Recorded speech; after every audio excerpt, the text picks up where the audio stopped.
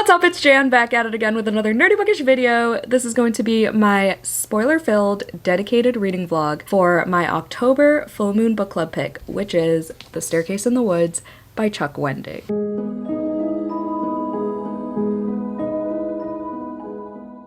Happy October 1st, everybody. Oh my god, we made it. We made it to the best month of the year. It's all uphill from here, everybody. We're starting with the full moon book club pick because the full moon is on the 6th this month, which means I have like 2 or 3 days to read this, edit the video, get it up for early access by the 5th latest, and then have it up publicly on the 6th. So thank you to my Carmilla patrons for voting for this because I definitely need the motivation. This is the Illumicrate Evernight edition. I think they did a really good job with it. I heard this is kind of like Stranger Things, which I'm not a huge fan of, like at all, but it's about these 5 teenagers who find this staircase in the middle of the woods and then they investigate, I guess. It has really short chapters, so I'm stoked. My audiobook came into my Libby right on time, so it's fate. We're gonna do this. I've heard a lot of people DNF this. I've heard a lot of bad reviews. I've heard maybe 1 or 2 good ones. So I'm scared, but I did enjoy The Book of Accidents by Chuck Wendig, so we shall see, I guess. But yeah, I'm gonna finish a novella I'm reading, Pocket Knife Kitty by Shannon Riley. I don't know if I'm gonna start a different vlog for like mood reading at the same time as this just yet, but if anything, if I include any other thoughts on any other books, they will be spoiler free. The only thoughts with spoilers are gonna be for this book, okay? Capiche? Caposh. I'm actually in a workout outfit because I'm planning on going to the gym, but I'm a little bit too hungry. So I might snack on something first. I don't know, but the first of the month always gets me to go to the gym. I think there have been like a handful of exceptions, but I had a really late start to my day today. I slept in until like 9:30, which is crazy on a Wednesday. I love when months start on Wednesdays because it's my day off and I can just get so much stuff done. But usually I get up at like 5 on Wednesdays. Plus, I have a socializing event. My friend Everest and I are gonna go see Dustin Tao for his release of You've Found Oliver, which I've already read as an ARC and it was incredible. We're choosing stress-free in October. It'll be fun, hopefully. I hope you enjoyed this book. If you read it, if you participated, either way, thank you. But regardless, thank you for watching this vlog. It's actually not as big as I thought. That's what she said. It looks like it's 500 pages to me, but it's actually less than 400. It should be doable. I love a short chapter book. Okay, hope you enjoy this vlog. I'll talk to you when I have a reading update. Goodbye.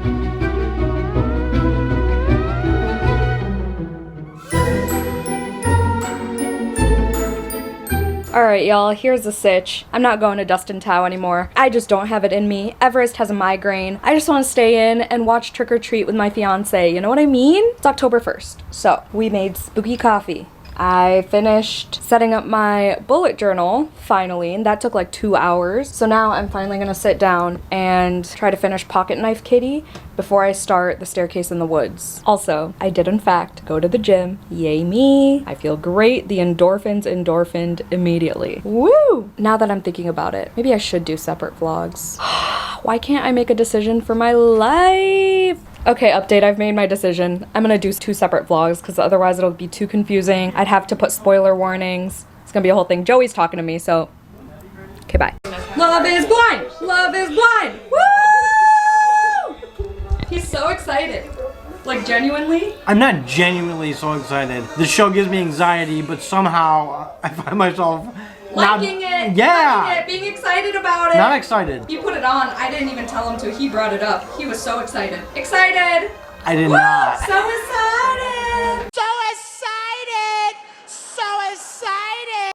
Okay, I peeled my eyeballs off of the TV screen so I can read. I have updates. First of all, thank you so much to Simon Teen for sending me a Match Made in Hell. Oh my god, it's a finished copy. I'm so excited. It's such a good cover all around. There's like a little heart. All I know is this girl has to fight the 7 deadly sins or something like that. That just sounds so intriguing to me. And I've heard good things despite it being young adult, but I think she's 20 or something, or 21. So it's definitely the older side of YA / the border of new adult. I don't know. Haven't started it yet, but it's definitely on my October TBR, so I definitely want to start it because it just came out September 30th and I want to be on top of it. Speaking of being on top of it, I'm almost 100 pages in to The Staircase in the Woods. I'm gonna read a little bit more of this, but I'm gonna read a Kindle book for my other vlog because I am trying to do 31 books in 31 days again and doing short books in between my TBR books. It's all strategic, okay? Gotta psych myself out somehow. This is just so gorgeous. I can't stop looking at it. 95 pages in. And I'm really liking it, y'all. I'm really liking it. And I feel like I'm not gonna utilize the audiobook unless I'm driving, because when I drive, that's when I focus the most on my audiobooks. I do listen to audiobooks when I do chores and stuff and color, but I feel like my brain is occupied and I need to listen to like less brain power books.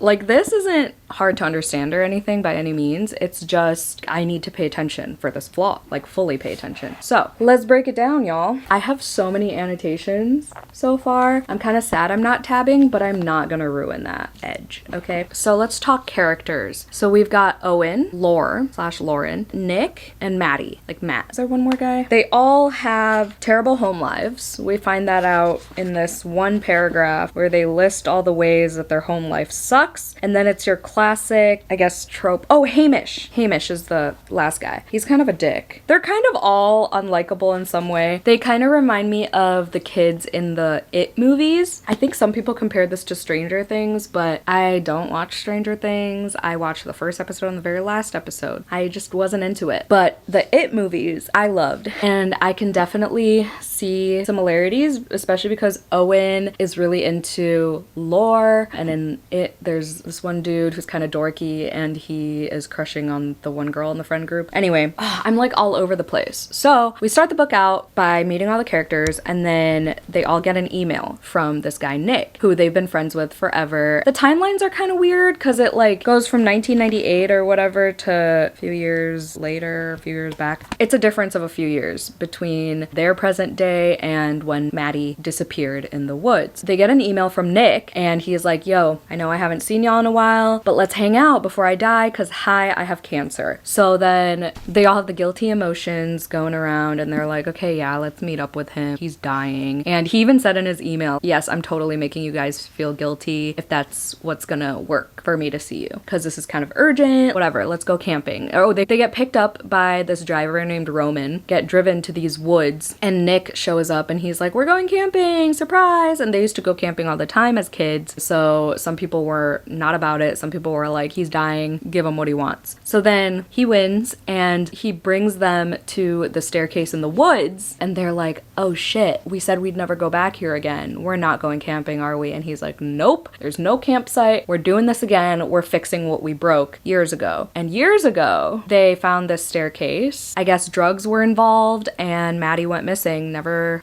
found. They all planned what to say to the police. So we've got some interrogation scenes. We're getting flashbacks of when Maddie and Lore went to go make out in the woods somewhere, and Owen and Lore made out at some point too, but some other dude in the friend group was like, you gotta choose one, dude. Pick your lane because Owen's gonna feel like shit and it's gonna be all your fault and we know how fragile he is. So then she picked Maddie. They were making out somewhere. Then Maddie was like, let's be serious. I want you to be my girlfriend. And she was like, we're going to college. He's like, I'm not trying to get married. I just want to like hold hands and go to the movies and shit. And then they drop acid together and now we're here. Lore is pansexual. She has ADHD. She's autistic and she is also aromantic. She was trying to explain all that to Hamish, who was being a dick. There was this whole political conversation. Although it did feel a little bit forced, like Chuck Wendig just clearly wanted to have some sort of commentary in here and like show his readers where he might stand, most likely, through his characters. I personally didn't need the conversation because obviously I know where I stand in things, and I didn't need to be told that Hamish was being an asshole about it. But I know for some people who might not know or might not have heard of any of those terms, that conversation would have been crucial. So I appreciate that it's in there. And honestly, it was just a couple pages, so whatever. It just felt forced at the moment because it was like, okay, we're just fully explaining every little thing because Hamish is trying to be ignorant. Oh, as I was saying, yeah, they all have shitty home backgrounds. Owen's father hated him. His mother kept quiet. Hamish's parents fought a lot, yelling and throwing things. Nick loved his father, but his mother left a long time ago. Maddie was the only one who didn't really hate home. His parents loved him, but everyone knew that their love for him was conditional because Maddie was like the golden boy. He got good grades and this and that. He did all these extracurriculars. But yeah, it's your classic trope of kids getting into trouble because they want to escape their home life. We circled back. We got there. Oh my lord. It's 10 minutes long. But yeah, I'm really liking it. It's reading so fast with the short chapters. I'm reading it fast physically, so I think I'm gonna give it another day and maybe tomorrow night I'll try to finish it with the audiobook just so I can edit this video as soon as I can and get it up for early access over on Patreon. But I hope the energy remains. I hope I like this through and through. I'm hoping for at least a 4-star. I have no idea where the story's gonna go. No idea. I don't know if Maddie overdosed and just like got lost in the woods, or there's something sinister up in the staircase, or if one of the friends killed him. I have no idea. It could go any way at this point. So I'm just gonna shut the fuck up and keep reading. Goodbye. Okay, I'm sorry. Maddie and Laura are not officially girlfriend and boyfriend yet, but they did drop acid, and she just said she took 2 for the first time. We also just found out what the covenant means. So they have this thing, they're this like core friend group, right? There's the 5 of them ever since like middle school or high school or whatever, and every time they needed each other, they would just say the covenant, and they'd use that as a way to get everyone to be there for them. And it stemmed from, was it Hamish getting bullied? The rest of them pulled all these pranks on his bullies. He was watching Raiders of the Lost Ark or something like that. I've never seen it. I've heard of the rom-com book, Raiders of the Lost Hearts or something. I'm assuming is a reimagining of that. Who fucking knows? Not I, said the fly. Apparently there's something called Covenant in there, and that's how it came about. So that's kind of cool that they have each other as like a strong support system like that. I also forgot to talk about how atmospheric this writing is. It's really good and really eerie. Like these vibes of these woods are what I wanted from The God of the Woods by Liz Moore. I said it. Speaking of the writing, there are some lines that I'm just like, well, that was unnecessary. Some of his similes / analogies / metaphors, sometimes they hit and sometimes they're just unnecessarily there. Let me try to find one. It says, they all laughed. It was a good moment, a small respite. I never had to say that out loud. Stupid banter felt right, like maybe they could snap back into place, like Lego bricks clicking together. That last part, I'm like, why did you have to throw that in there? It didn't fit with the vibe of the paragraph. I don't know if that made sense, but I'm now on chapter 23 called Ascent, Descent, and Memory. I love when books have chapter titles. It's like a scavenger hunt. Usually the title of the chapter, a lot of books do this, where the title of the chapter is within the text of that chapter. Like Laini Taylor does that a lot too. So it's like a scavenger hunt. You get it. I don't know why the fuck I'm rambling.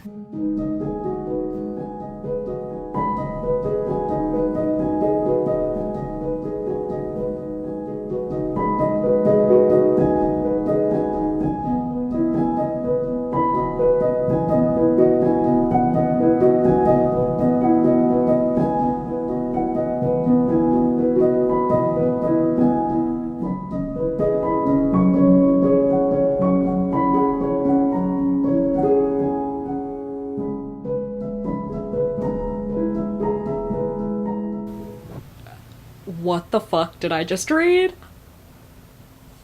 No. See, I'm bad at visualizing things until it's scary stuff, especially because I watch horror movies, so like I can visualize things more and like where blood is placed and shit like that. So I just read the chapter called Here's Marshy. Oh my god. Okay, so they're in this like house. When they went up the stairs, yeah, and then they see this like house with rooms that are designed differently. Like they don't make sense to be one cohesive house, but they're like, oh, this is the room of a girl from the 90s, just like from context clues and things that they're finding around the room. And then they find a diary and this PDF, this photo of a knife, a bloody knife, and based on the diaries, trigger warning for self-harm and potential suicide. I'm not sure yet. They think that she killed herself. Then, while they're talking about her, one of them screamed, something grabbed one of their ankles, and it was a bloody hand from under the bed, and then 2 bloody hands, and then Marshy fucking comes out from under the bed, bloody and smiling and shit. Oh, what? Oh my god. And she was saying like she was in love with this guy named Grady, but he didn't love her back, so she did all this to herself. And I was just not expecting that. I got a little bit worried because I was like, okay, is this time travel because of all this like 90s stuff? But at this point, I don't even care if it's gonna be this creepy. No fuck, I literally got goosebumps. Oh my god, I got goosebumps just reading that and thinking about like visualizing the bloody hand coming out of under the bed. And it's like such a cliche that it's like a monster under the bed type thing, but this was actually so scary. What the fuck? All right, full mooners.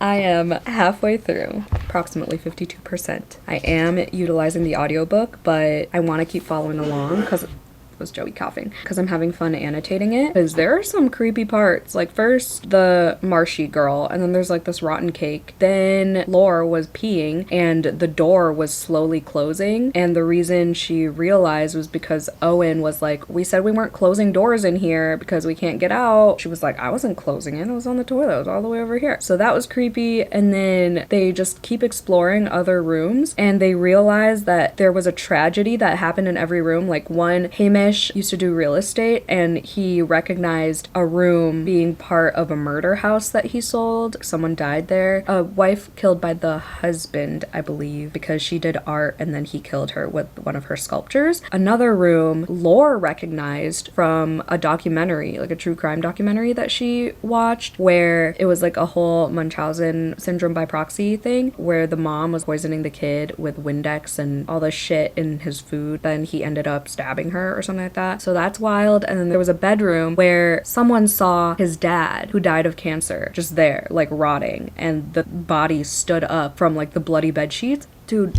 this is wild. They're trying to figure out if it's like an escape room type of thing because there are no windows and the doors keep like disappearing and turning into just walls. So that's why they're trying not to close doors. But Laura kind of put 2 and 2 together when she found her book that she wrote about games, because she's a video game designer. Currently she's designing a game that she and Owen came up with, and Owen's kind of pissed about it, but he hasn't brought it up yet. But she found this book that she wrote, but it was only the cover of her book, and inside it was like all this hate that she got for like the misogynistic title of the book, because it had the phrase crazy bitch in it, because that's what one of the Megacorp guys called her. Wow, I have this book down pat. Look at me go. So she saw all these hate comments and tweets and insults about her in this book. She was like, oh my god, maybe this house is a game. So I don't know where that's gonna go. I don't know the logistics of all that, but it's kind of wild that each room is a tragedy room. 200 pages in. Oh, they just found this thing that says, the quote on the back, home is where the heart is. They saw it written somewhere and it was in Maddie's handwriting. I'm curious to see how Maddie's disappearance plays into this. I'm intrigued. I'm not bored whatsoever, actually. I have a feeling it's gonna be like a 4-star, like a strong 4 possibly, maybe a low 4 at its lowest at the moment, but right now it's a strong 4. I'm taking away a star because there are some cringy lines and phrases. She said she felt like she was gonna vom, like short for vomit. I was like, why? That was so unnecessary. And then there's a chapter called New Room, Who This? Cringy shit like that. I don't know what Chuck Wendig was trying to channel there, but he needs to change the channel. All right, y'all. It looks like we're finishing this book tonight. I'm 300 pages in, chapter 64. I feel like I'm gonna be all over the place in this clip. First of all, we just saw the movie Good Boy. It was so anxiety-inducing because I felt so bad for the dog. Nothing happens to him, and the director said so in an interview, but it was still scary. So I'll give it like a 3-star. I wouldn't watch it again. It wasn't the best either, like plot-wise, and this guy in it was just like coughing up blood half the time, and I was not about listening nor watching that. Anyway, 300 pages in. Trigger warning, once again, for self-harm, because it does get more descriptive as the book goes on. There's also OCD rep in this, and just anxiety in general. Owen has a lot of symptoms, specifically nail biting, like to the quick. If you're not a fan of fingernail horror like me, it's gonna be upsetting to read about like his hangnails and like, I can't.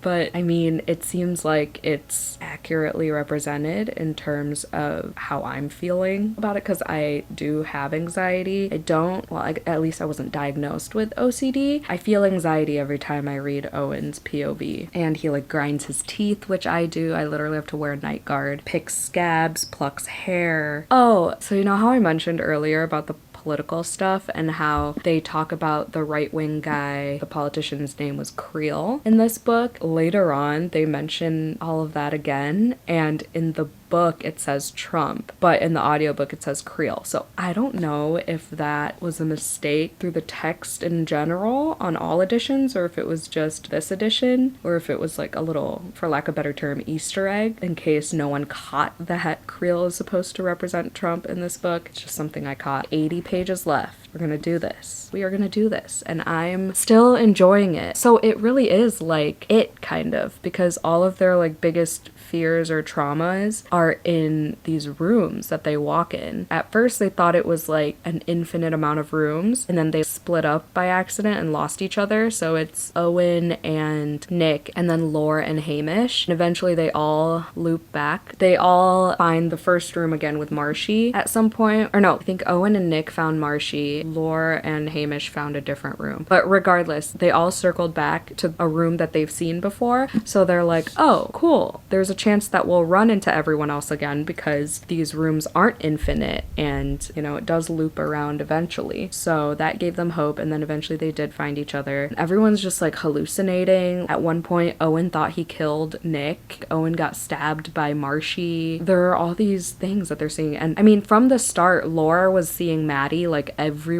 She was the only one seeing him everywhere, his ghost or whatever, feeling his presence. That one scene where she just had a threesome, at one point she saw Maddie in the bed with one of the other people, but now like everyone's Delulu. So let's see where this goes. The chapters are still short. I love that. Let's proceed.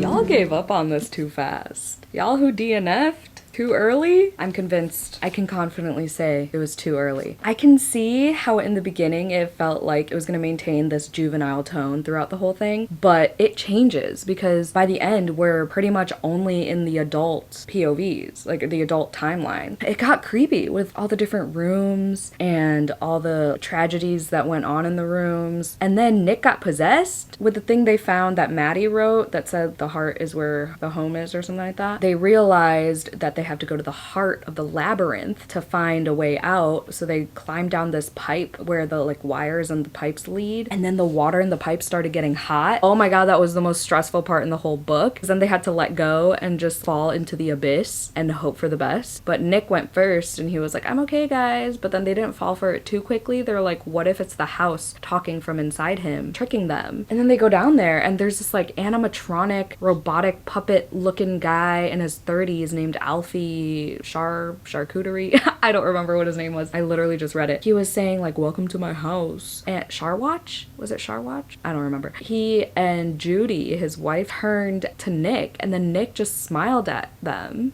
So that was creepy. So it was like they were in cahoots or some shit. And then there was this one part at the end where there was like a fake Maddie in crucified mode. There was a house, and within the house there were windows, and the real Maddie was in the window waving at the friends. And it was so trippy. There was this interlude in second person. This guy, wait, was that Alfie?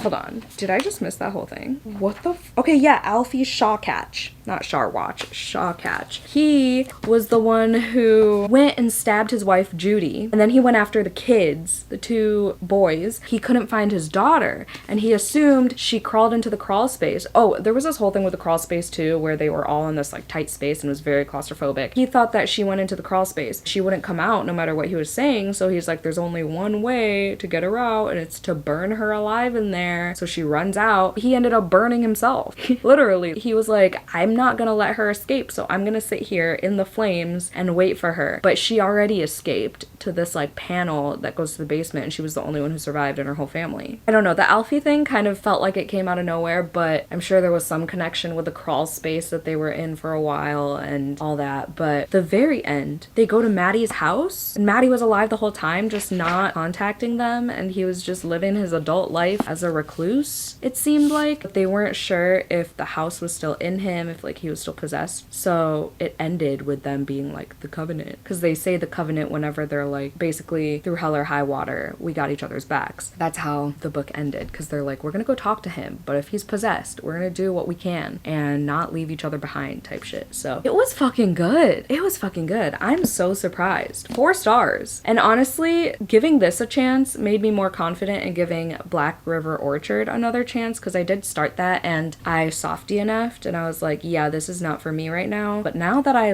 know he's a 4-star author for me, Black River Orchard might be a 5. Could be another 4, and I'd be happy with that. 4 stars, y'all. Like a strong 4. There were some lines, like I said, that were cringy or just like not even problematic because they'd be said by shitty characters, but still, it was just like, whoa, did we need to say that? Especially at the end when Not Nick was talking. Not Nick as in the possessed demon thing. I also didn't like the voice that the narrator used for Not Nick because it was very cartoon villain, but that's okay. It kind of reminded me of the villain monologue at the end of The Woman in the Window when I read that like a long time ago when I first started booktubing. Trust me, I know he's not the author to read anymore, but yeah, that was one of the very first thrillers I read. Oh, I dog-eared a fun fact because I wasn't tabbing. I did not know this, but did you know that when you say a word or phrase so many times that it loses meaning, you know how people say that if you're trying to pronounce something correctly or if people just keep repeating the same word, it just doesn't sound like a real word anymore? That's called semantic satiation. I was fascinated. I'm so glad I can put language to that phenomenon now. I don't know if it's a phenomenon, but that was fun. I hope I had enough footage for this vlog. Probably gonna be another short one, but that's okay. At least it was a good book. I'm so happy. I have been so lucky with Full Moon Book Club picks this year. For the most part, it started out rough with Lights Out, but a lot of them have been good. I think I've unhauled maybe 2 or 3, but I mean, I found some 5 stars and a lot of 4 stars, so I'm happy with the choices that we're going with. I should thank my Carmilla patrons for voting for good options, but my camera's flashing at me, so I will bid you adieu here. If you made it to the end of this video, is there a staircase emoji? Stairs or anything with the woods, like a tree? If you made it to the end of this video, thank you so much for watching. Hope you had a 5-star day. Don't forget to do some self-care, and I'll see you in my next one. Bye!